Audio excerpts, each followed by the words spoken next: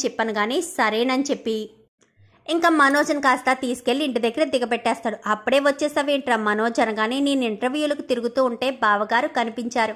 ఏంటండి ఇలా తిరుగుతున్నారు అనగానే ఇంటర్వ్యూల కంటే ఎందుకు ఇంత ఎండలో పడి తిరగడం, ఈ వేళకి వెళ్ళండి, నేను రేపటికి ఏదో ఒక జాబ్ చూసి పెడతాను అని బావగారు చెప్పారమ్మా అని చెప్పనేసరికి అయినా అల్లుడు గారిని ఎందుకు ఇబ్బంది పెడుతున్నావు, అయినా నీ సొంత టాలెంట్ మీదే ఉద్యోగం రప్పించుకోవాలి, వాళ్ళు వీళ్ళు రికమెండేషన్ చేసినంత మాత్రం నువ్వెక్కడైనా చక్కగా చేస్తావా, మళ్ళీ మీ బావగారికి చెడ్డ పేరు వస్తుంది అని చెప్పి ప్రభావతి అనేసరికి సర్లే అని ఇంకా మనోజ్ మళ్ళీ మరుసటి రోజు వెళ్తాడు. వెళ్ళేసరికి మనోజ్ ఇంటి నుంచి రావడంతోనే సంజు చూస్తాడు. చూసి కావాలనే సంజు అక్కడ కాపు కాసుకుని కూర్చుని మనోజ్కి ఫోన్ చేసేసరికి ఇంటర్వ్యూ కోసం వెళ్తున్నాను బావగారు అనగానే అవునా నేను అదే రూట్లో వస్తున్నాను రండి నేను తీసుకువెళ్తాను అని చెప్పి మళ్ళీ కొంచెం నడుస్తుండగానే వెనకాల సంజు వచ్చి కారు ఎక్కించుకుంటాడు. ఏదో పని అన్నారు అని చెప్పాను కానీ అదా నేను ఒకటి ఇస్తాను, అది బాలు ఆటోలో పెడితే చాలు అనగానే ఏమిస్తారు అని చెప్పనేసరికి ఒక ప్యాకెట్ ఇస్తాను, అది బాలు ఆటోలో పెట్టండి అని చెప్పాను కానీ సరే అని చెప్పి ఇంకా మనోజ్ అయితే చెప్తాడు. ఇంతకీ బావగారు ఏమిద్దామనుకుంటున్నారు, ఆ బాలు ఆటోలో ఎందుకు పెట్టమంటున్నారు, ఏదైనా రిస్క్ అవుతుందా, అయితే వాడికి అవుతుందిలే నాకేమవుతుంది, వాడు వెళ్ళి జైల్లో కూర్చున్నట్టు ఏదైనా ప్లాన్ చేస్తున్నారేమో, అసలే బాలు అంటే బావగారికి అస్సలు ఇష్టం ఉండదు, ఏదైతే ఏముంది నేను లైఫ్ సెటిల్ అయితే చాలు, వాడు ఎక్కడుంటే నాకెందుకు, చిన్నప్పుడే వాడి గురించి ఆలోచించలేదు, ఇప్పుడెందుకు నేను ఆలోచిస్తాను, నాకేం అవసరం అని చెప్పి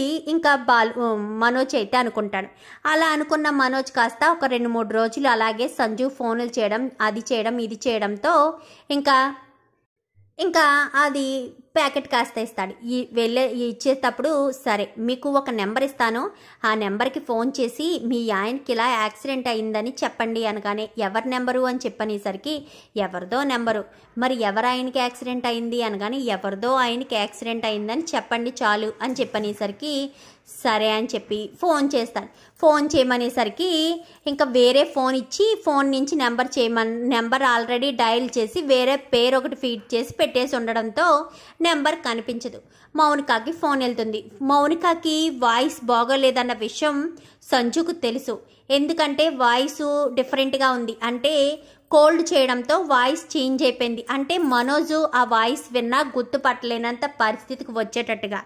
ఇంకా ఫోన్ చేసేసరికి హలో మీ వారికి యాక్సిడెంట్ జరిగిందండి పలానా చోట అని చెప్పి అనగానే అన్నయ్య అని పిలిచే లోపే ఫోన్ పెట్టేస్తాడు మనోజ్. అయితే ఎక్కడికి రమ్మన్నారు ఏంటి అని చెప్పాను కానీ మళ్ళీ ఫోన్ చేసేసరికి మేడం పలానా చోట యాక్సిడెంట్ జరిగింది రండి అని చెప్పి వేరే వాళ్ళతో మాట్లాడిస్తుంది.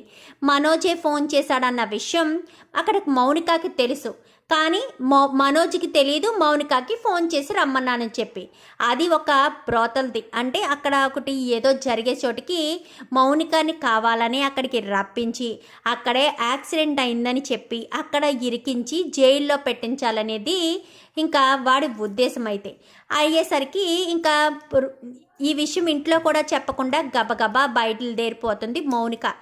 ఇక్కడ బాలు ఆటోలో కూడా అది పెట్టేస్తారు. పెట్టేసేసరికి ఇంకా అది పెట్టడంతో అది పెడుతూ ఉండడం ఎదురింటి సీసీ ఫుటేజ్లో రికార్డ్ అయిపోతుంది.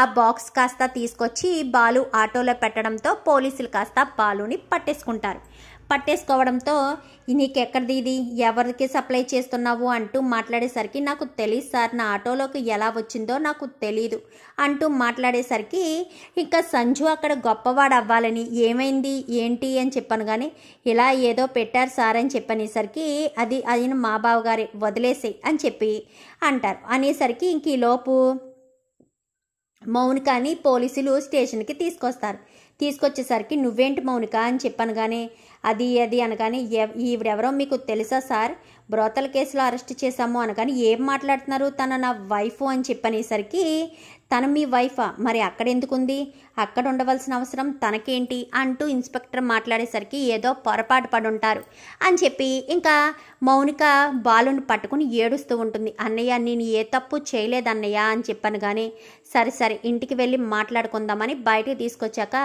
తప్పు చేయకుండానే నిన్ను పోలీసులు ఇక్కడ దాకా తీసుకొచ్చారా? నువ్వు తప్పు చేశావు, అందుకే పోలీసులు ఇక్కడ వరకు తీసుకొచ్చారు అంటూ మొహం మీదే తిట్టేసరికి బాలు కొట్టడానికి ప్రయత్నిస్తారు. నిన్ను జైల్లోంచి విడిపించినందుకు నన్నే కొట్టాలనుకుంటున్నావా అంటూ సింపతి చూపిస్తాడు. ఇంకా బాలు మౌనికాని తీసుకొని ఇంటికి వచ్చేస్తాడు. ఇంటికి వచ్చేసేసరికి అసలు ఏం జరిగిందమ్మా, అక్కడెందుకు నువ్వున్నావు అని చెప్పాను. కానీ మనోజ్ అన్నయ్య ఫోన్ చేసి మీ ఆయనకి యాక్సిడెంట్ జరిగింది, అక్కడికి రమ్మని చెప్పాడు, అందుకే వచ్చాను అని చెప్పనేసరికి నేను ఫోన్ చేశానా? నేను నీకెప్పుడు ఫోన్ చేశాను మౌనిక అని చెప్పాను. కానీ అదేంటన్నయ్య, ఇందాక ఫోన్ చేసి మీ ఆయనకి యాక్సిడెంట్ జరిగింది పలానా చోట రండి అని చెప్పి ఫోన్ చేసావు కదా అని చెప్పనేసరికి ఆ ఫోన్ చేసింది నీకా అని చెప్పాను. కానీ ఏ అన్నయ్య, నా వాయిస్ కూడా గుర్తుపట్టలేకపోయావా అని చెప్పాను. కానీ నువ్వు మాట్లాడే ఛాన్స్ నాకెక్కడుంది? బావగారు ఫోన్ చేసి మీ ఆయనకి యాక్సిడెంట్ జరిగింది పలానా చోటకి రమ్మని చెప్పమని చెప్పారు, నాకేం తెలుసు నువ్వన్న విషయం? ఆ నెంబర్ కూడా వేరే పేరుతో ఫీడ్ చేసి ఉండడంతో నెంబర్ కూడా కనిపించలేదు ఆ ఫోన్లో, నువ్వని నాకు తెలియదు అని చెప్పనేసరికి ఏం జరుగుతుందిరా ఇక్కడ, అసలు అల్లుడు గారితో నువ్వు కలవడం ఏంటి అనగానే బాలు నీకు ఒక వీడియో చూపిస్తాను ఇలా రా అని చెప్పి సీసీ ఫుటేజ్ వీడియో కాస్త చూపిస్తాడు ఎదురింటి కుర్రాడైతే. ఇంకా మనోజ్ కాస్త వెళ్ళి కార్లో ఒక తెల్లటి బాక్స్ పెట్టడం చూస్తాడు. చూసేసరికి వచ్చి కాలర్ పట్టుకుని అడుగుతాడు, అసలు నీకు ఆ బాక్స్ ఎవడిచ్చాడరా, నా ఆటోలో ఎందుకు పెట్టావు అనగానే కంగారు పడిపోతూ ఉంటాడు. ఏం జరిగిందిరా అనగానే మనోజ్ ఒక బాక్స్ లాంటిది నా ఆటోలో పెట్టాడు, అది బ్రౌన్ షుగర్, ఆ బ్రౌన్ షుగర్ వల్ల అక్కడ పట్టుకున్నారు అని చెప్పనేసరికి ఏం మాట్లాడుతున్నావు అని చెప్పాను. కానీ అవును పట్టుకున్నారు అని చెప్పాను. కానీ అది బ్రౌన్ షుగర్ అని నాకు తెలీదు నిజంగా బాలు, అల్లుడు గారు ఇస్తేనే చేశాను అనగాని ఏం చేస్తున్నావు, నీకేమన్నా అర్థమవుతుందో రే? ఇక్కడ చెల్లెలి జీవితాన్ని నాశనం చేసావు, చెల్లెలు ఆ ఇంటికి వెళ్లకుండా ఇక్కడే ఉండేటట్టుగా దాని మీద నింద వేశావు, ఇక్కడ తమ్ముడి జీవితాన్ని నాశనం చేయడానికి ప్రయత్నిస్తున్నావు. ఏంటి ప్రభా నీ ముద్దుల కొడుకు చేసిందేంటి? చెల్లెలు తమ్ముడి జీవితాలు నాశనం చేయమని చెప్తున్నావా? అయినా సంజు ఎలాంటి వాడో తెలుసు కదా, అయినా నేను చెప్తూనే ఉన్నాను, అల్లుడు గారు ఏం చెప్తే అది చేసేయడమేనా గంగిరెద్దులాగా? అసలు ఏం చెప్తున్నారు, ఏం చేయమంటున్నారు అనేది కూడా ఆలోచించవా? డబ్బాసు చూపిస్తే ఏదైనా చేసేస్తావోరే? నీకు కెనడా వెళ్ళడానికి 14 లక్షలు మీ బావగారు ఇస్తానన్నారు కదా అని నీ తమ్ముడి జీవితం నీ చెల్లెల జీవితం నాశనం చేస్తావా అంటూ ప్రభావత్ అనేసరికి 14 లక్షలేంటి ప్రభా అనగానే అల్లుడు గారికి మొన్న ఏదో చెప్పాడంటండి, చెప్తే అల్లుడు గారికి ఇస్తాను, నేను చెప్పిన పని చేయమని చెప్పారంట, అందుకని ఈ బాలు మీద మౌనిక మీద ఎంత నింద వేశాడు. అసలు అల్లుడు గారు ఎలా చేశారు అని చెప్పనేసరికి మనోడికి బుద్ధి ఉండాలి, డబ్బు ఎవరిస్తారంటే వాళ్ళకి డబ్బు కోసం గడ్డి తినే మనుషుల్లా ఉంటేనే ఇలా ఆడుకుంటారు. ఇప్పుడు చూసారా మనోజు చేసిన పని వల్ల అటు మౌనిక జీవితం ఇటు బాలు జీవితం పోలీసుల పాలైంది. ఇక్కడ మౌనిక తప్పు చేసినట్టయింది, అక్కడ బాలు కూడా తప్పు చేసినట్టయింది. నిజానికి వాళ్ళిద్దరూ ఎటువంటి తప్పు చేయలేదు, తప్పు చేసినట్టుగా అల్లుడు గారు క్రియేట్ చేశారు. ఎప్పటికైనా అర్థం చేసుకోరా, నువ్వు ఏం చేస్తున్నావో ఎలాంటి పనులు చేస్తున్నావో వెనక ముందు ఆలోచించుకునే పని లేదా? అల్లుడు గారు ఏం చెప్పినా గుడ్డెద్ది చేలో పడినట్టు చేసేయడం ఏంటి?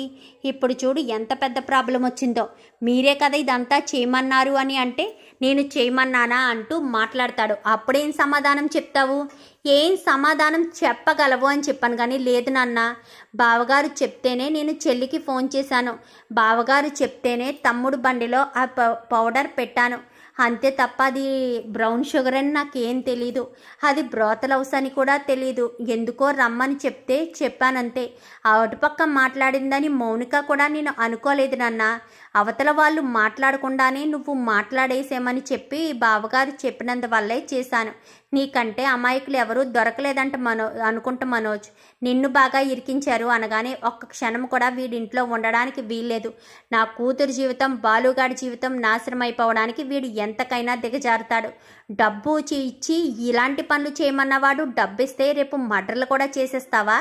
చేసినా చేసేస్తావు, నీలాంటి వాడు నా ఇంట్లో ఉండడానికి వీల్లేదు, తక్షణమే నువ్వు ఇంట్లోంచి బయటికి వెళ్ళిపోరా అని చెప్పి ఇంకా ప్రభావత్ అనేసరికి ఏం మాట్లాడుతున్నావు ప్రభా అనగానే వద్దండి, వీడు డబ్బు కోసం ఎంతకైనా దిగజారిపోతాడని ఇప్పుడు అర్థమైంది, ఎవరో అమ్మాయి మౌనిక కాకపోయినా ఎవరైతే అమ్మాయికి ఫోన్ చేసి ఏం చెప్పమంటే అలా చెప్పేస్తాడా?